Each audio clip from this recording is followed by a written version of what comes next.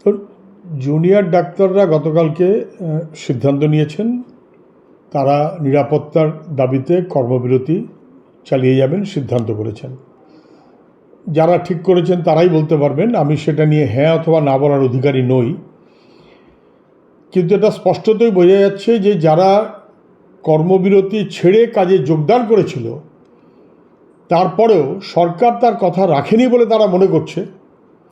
সাগর Dutta medical কলেজে ঘটনা সবার জানা, সেখানেই থেমে থাকেনি। তারপর national medical college, Bardhaman medical college, কোথাও না কোথাও একটা নিরাপত্তাহীনতা যেন ক্রমশ বাড়ছে এবং খুশি মতন ডাক্তার অথবা নার্স তারা আক্রান্ত হবেন এটা তারা মেনে নিতে পারেন না। এটা ঠিক যে রোগী তো পরিষেবা চাইবে, রোগীপক্ষ পরিষেবা চাইবে, কিন্তু হাসপাতালে পরিষেবাটা দুর্বল হয়ে গেছে।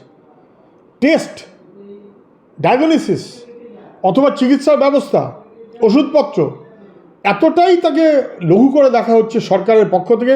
এ দায়টা তো সরকারের, ব্যর্থতা সরকারের। কিন্তু সরকারের অপদার্থতার দায় নার্স অথবা কর্মচারী অথবা জুনিয়র ডাক্তারদের ঘাড়ে এসে পড়বে, এটা সমীচীন নয়। সরকার বারবার বলা সত্ত্বেও কোনো বিশেষ ব্যবস্থা এখনও পর্যন্ত নেয়নি এবং নিতে চাইছে না। ফলে সরকারের অপদার্থতার জন্য নিরাপত্তাহীনতায় ভুগতে হচ্ছে ডাক্তারদের। সরকারকে অবিলম্বে দ্রুত তার দায় পালন করা জরুরি রাজ্যের স্বাস্থ্য ব্যবস্থার জন্য। এ নিয়ে কোনো সন্দেহ নেই। জুনিয়র ডাক্তাররা সংখ্যায় অল্প, ডাক্তাররা সবাই মিলিয়ে হাসপাতালগুলোকে কাজের মধ্যে রেখেছেন, এটা নিয়ে কোনো সন্দেহ নেই। কিন্তু ওদের দাবিগুলোর কী হলো? স্বাস্থ্য সচিব সমস্ত অপরাধের পরেও স্বাস্থ্য সচিব বহাল তবিয়তে। জুনিয়র ডাক্তাররা যে আন্দোলনের মধ্যে আছেন, গোটা রাজ্যের মানুষ যার পাশে আছেন সেটা হচ্ছে বিচার চাই। এই থ্রেড চলতে পারে না, বিচার চাই। এবং সেই বিচার যারা লোপাট করার জন্য বা তদন্তকে যারা লোপাট করে দেওয়ার ব্যবস্থা করেছেন তথ্য প্রমাণ, তাদের বিরুদ্ধে শাস্তি চাই। এই যে সবার মাথার উপরে তো স্বাস্থ্য সচিব, কী হলো তার? এই অপরাধীদের বিভিন্ন কাউন্সিলে, মেডিকেল কাউন্সিলে স্বাস্থ্য সচিব সই করে নমিনি করেছেন সৌরভ পালকে। স্বাস্থ্য সচিব নিজে সই করে অভিক থেকে ফার্মাসি কাউন্সিলের মেম্বার করেছেন। না বোঝার কোনো কারণ নেই যে অপরাধী চক্রের হয়ে কাজ করছে স্বাস্থ্য সচিব। He must go. কেন মুখ্যমন্ত্রী তাকে সরাননি? তাকে দিয়ে আরও অনেক প্রমাণ লোপাট করাবার তালে আছেন। কী এমনটা কারণ হলো যে পশ্চিমবাংলার মধ্যে একটা গুরুত্বপূর্ণ রাজ্য একজন পূর্ণ সময়ের স্বাস্থ্যমন্ত্রী পাবে না? স্বাস্থ্যমন্ত্রী আংশিক সময়ের 8-10টা কাজের মধ্যে সাইড থেকে টুকটাক করে স্বাস্থ্য হয়। স্বাস্থ্য দপ্তরের মুখ্যমন্ত্রী তার দলেরই কাউকে করুন না স্বাস্থ্যমন্ত্রী, কেন করছেন না? পূর্ণ সময়ের স্বাস্থ্যমন্ত্রী কেন হবে না? পূর্ণ সময়ের স্বাস্থ্যমন্ত্রী চাই, স্বাস্থ্য সচিবের বদল চাই। স্বাস্থ্য ব্যবস্থা মানুষের স্বার্থে, মানুষের জন্য যেন কাজে লাগে তার ব্যবস্থা চাই। এই দাবিতে মানুষের আন্দোলন সঙ্গত এবং স্বাভাবিক। কলকাতার পর নানান জায়গায় যেভাবে নিরাপত্তা বিঘ্নিত হচ্ছে ডাক্তার, স্বাস্থ্যকর্মী, নার্স ইত্যাদিদের, তারপর সাগর দত্ত মেডিকেল কলেজ, আরজিকরের ভয়াবহ ঘটনার পরে national medical college, Bardhaman medical college, Ratua, Malda, সেখানেও একই রকম। ফলে গোটা পশ্চিমবাংলা জুড়িয়ে থ্রেট কালচার যেমন একদিকে চলছে, তেমন পরিষেবা না পেয়ে মানুষ তারা বিরক্ত হচ্ছেন এবং চোখের সামনে আক্রান্ত হচ্ছেন নার্সিং স্টাফ অথবা মেডিকেল স্টাফ। কেন হবে এটা? হাসপাতাল যারা পরিষেবা দেবেন তাদের উপরে আক্রমণ হচ্ছে সরকারের অপদার্থতার জন্য। এ দায় সরকারকে গ্রহণ করা উচিত। সরকার সে দায় গ্রহণ না করলে মানুষের মধ্যে বিক্ষোভ থাকবেই। ডাক্তাররা যে কর্মবিরতির সিদ্ধান্ত নিয়েছেন, এটা শোনা যাচ্ছে যে, বা বলা হচ্ছে সংবাদ মাধ্যমে, যে সিনিয়র ডাক্তারদের সবাই সব পছন্দ করছেন। হতেই পারে, সবাই পছন্দ করবেন, কেন কোনো জিনিস কেমন হয় যেটা সবাই পছন্দ করেন? কিন্তু আমি বলবো এটা ডাক্তার ফ্র্যাটার্নিটি তারা আলোচনা করে ঠিক করুন। এই ক্ষেত্রে আমাদের মত দেওয়াটা খুব সমীচীন না। কিন্তু এটা অবশ্যই নিশ্চিত করতে হবে যে কর্মবিরতিতে যাক না যাক, পরিষেবা রোগী সেটা যেন ব্যাহত না হয়। এটা ঠিকই জুনিয়র ডাক্তার সংখ্যায় কম, তাদের উপর সব নির্ভর করে না, নির্ভর করে গোটা হাসপাতাল প্রশাসন, সিনিয়র ডাক্তার সহ বাকি যারা আছেন তারা সবাই মিলিয়ে অন্তত মানুষ যেন বিপদে না পড়ে এটাকে নিশ্চিত করাটা জরুরি, এবং সেই মর্মে তারা আলাপ আলোচনা করে সবাই মিলে সিদ্ধান্ত নেবেন। তৃণমূল কংগ্রেস কর্মবিরতি তাকে অপছন্দ করছে, এটাই তো স্বাভাবিক, পছন্দ করবে কেন? তারা থ্রেট কালচার দেখছে তৃণমূলের দাপটে না, থ্রেট কালচার গোটা রাজ্য জুড়ে, শুধু মেডিকেলে না, সর্বত্র। শিক্ষা থ্রেট কালচার, পঞ্চায়েতের থ্রেট কালচার, সর্বত্র। মুখ্যমন্ত্রী বিভিন্ন সময় যা বলেন, তার দলের এমএলএ অ্যাডমিনিস্ট্রেটিভ মিটিংয়ে তাদের যেভাবে বলেন, ওটাও তো একটা থ্রেট। অফিসারের সঙ্গে যেভাবে কথা বলেন তুই তোকারি করে, ওটাও তো একটা থ্রেট। ফলে থ্রেট কালচার, তার বিরোধিতা করার মতন যোগ্যতা তৃণমূল নেতাদের নেই, কল্যাণ বন্দ্যোপাধ্যায় নেই। কিন্তু তিনি সব দায়টা চাপিয়ে দেবেন শুধু জুনিয়র ডাক্তারদের ওপরে, সরকারের দোষ দেখতে চাইবেন না। স্বাস্থ্য ব্যবস্থাকে ধ্বংস করা হচ্ছে। কল্যাণ বন্দ্যোপাধ্যায়ের এসব বাম অতিবাম সিপিএম টিপিএম বলার আগে বলা উচিত ছিল যে একজন অযোগ্য এবং অপদার্থ স্বাস্থ্য সচিব, যিনি সব দেখে শুনে চুপ করে আছেন। অযোগ্য এবং অপদার্থ মেডিকেল কাউন্সিলের নির্বাচন নিয়ে যা হয়েছে সব দেখে শুনে সরকার চুপ করে আছে। ওর বলা উচিত ছিল পার্ট টাইম স্বাস্থ্যমন্ত্রী দিয়ে স্বাস্থ্যমন্ত্রক চলে না। এটা বলার মতো যোগ্যতা কল্যাণ ব্যানার্জিদের নেই, তাই আজে বাজে কথা বলছেন।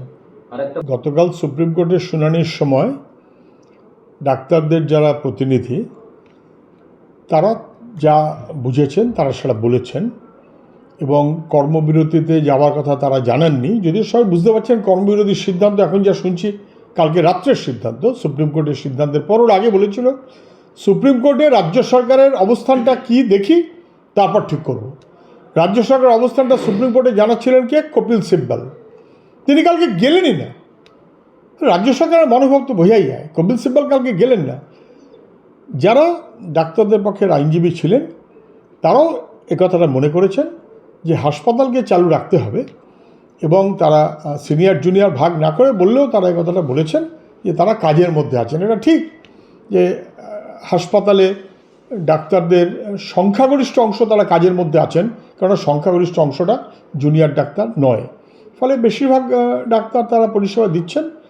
আমি শুধু আবারও বলবো যেন পরিষেবাটা ঠিকমতো চালু থাকে, সিনিয়র হোক জুনিয়র হোক, সরকারের অপদার্থতার দায় যেন গরিব রোগীদের উপরে না পড়ে।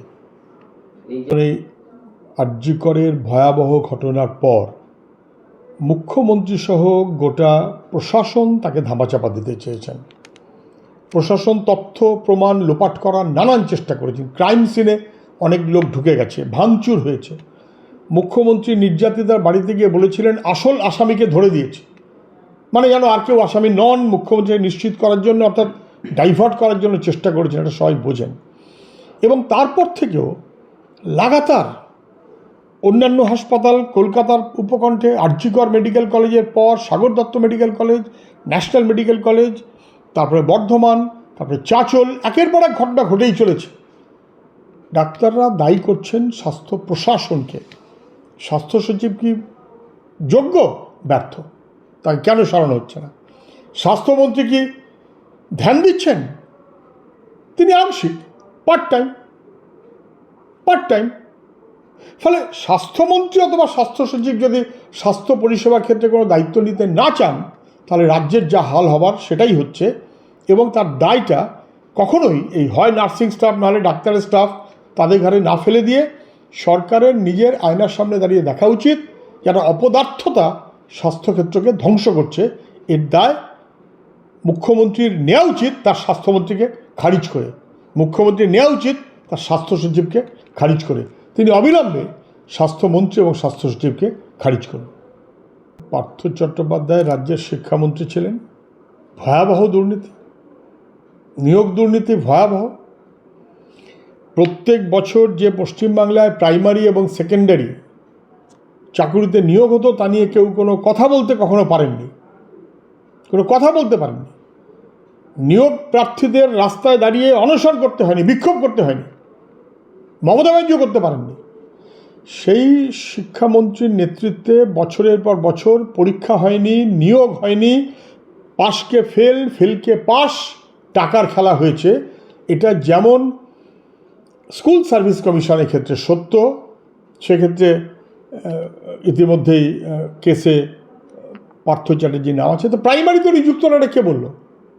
যুক্ত তো বটেই। গোটা স্বাস্থ্য মন্ত্রক যেমন অপরাধী গোটা রাজ্যের স্বাস্থ্য ব্যবস্থার সর্বনাশের জন্য, শিক্ষা মন্ত্রক অপরাধী। এবং তার মাথায় পার্থ চ্যাটার্জি টাকার পর টাকার খেলা হয়েছে। সেই টাকা কোথায় গেছে? মন্ত্রকের আধিকারিকদের কাছে গেছে, পার্থ চ্যাটার্জির কাছে বাদ দিয়ে পার্থ চ্যাটার্জির কাছে গেছে তার কত অংশ কালীঘাটে পাঠিয়েছেন। ফলে প্রাইমারি শিক্ষক দুর্নীতি, নিয়োগ দুর্নীতি, সেই মামলায় সঙ্গতভাবেই পার্থ চ্যাটার্জিকে ধরা হয়েছে। উনি কানের কাছে আছেন। মাথা ধরুক সিবিআই, মাথা ধরুক। সিবিআই মাথা ধরছে না, মাথাকে ছেড়ে রেখে পার্থ চ্যাটার্জি পর্যন্ত ঘোরাঘুরি করছে। সুদীপ্ত রায় সহ মেডিকেল কলেজে ভয়াবহ দুর্নীতিতে যারা যুক্ত, কিট সহ নানাবিধ, তাদের বিরুদ্ধে তদন্ত কমিটি হয়েছে মেডিকেল কলেজের পক্ষ থেকে। স্বাভাবিক তো, স্বাভাবিক। নির্মল মাঝি, শান্তনু সেন, সুদীপ্ত রায়, এরাই তো স্বাস্থ্য ব্যবস্থা পরিচালনা করেছেন এবং এরা সবাই মুখ্যমন্ত্রীর ঘনিষ্ঠ, প্রবল পরাক্রমশালী, অল পাওয়ারফুল, গোটা স্বাস্থ্য ব্যবস্থাকে ধ্বংস করেছেন। এবং তারপরে এখন দেখা যাচ্ছে সুদীপ্ত রায় ওখানকার জিনিসপত্র নিয়ে তার প্রাইভেট নার্সিংহোমে পর্যন্ত চলে গেছেন। তো অভিযোগের পর অভিযোগ আসছে। একটা বড় সম্পত্তি বানিয়েছেন, বাংলো বানিয়েছেন, কার পয়সায়? কার পয়সায়? এই দুর্নীতির তদন্ত অনেক আগেই হওয়া উচিত ছিল। এতদিন যারা করেননি তারা ধামাচাপা দিতে চেয়েছেন। এখন যখন মানুষ রুখে উঠেছে তখন আর কোনো উপায় নেই। অতএব এখন শেষমেশ তদন্ত হচ্ছে। কিন্তু আমি বলবো মুখ্যমন্ত্রীকে, উনি জিজ্ঞাসা করুন ও স্বাস্থ্য সচিব কেন এতদিন ধরে জেনে ধামাচাপা দিয়েছে। ও স্বাস্থ্যমন্ত্রী অপদার্থের মতন কেন সেই সুদীপ্ত রায়দের অল পাওয়ারফুল করে মেডিকেল কাউন্সিল দখল করার ব্যবস্থা করেছেন।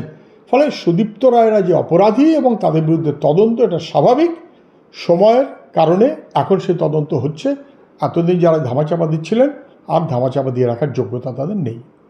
এগরার একটা স্কুলে কোনো পরীক্ষায় আরজিকরের এই যে নির্যাতিতা মারা গেল, তারও তো অধিকার ছিল শিক্ষার, বেঁচে থাকার, সংবিধানের মৌলিক অধিকার হিসেবে। সেই অধিকার লঙ্ঘিত হওয়ার প্রশ্ন নিয়ে কত নম্বর ধারা ইত্যাদি ইত্যাদি এসব প্রশ্ন বোধহয় করেছে।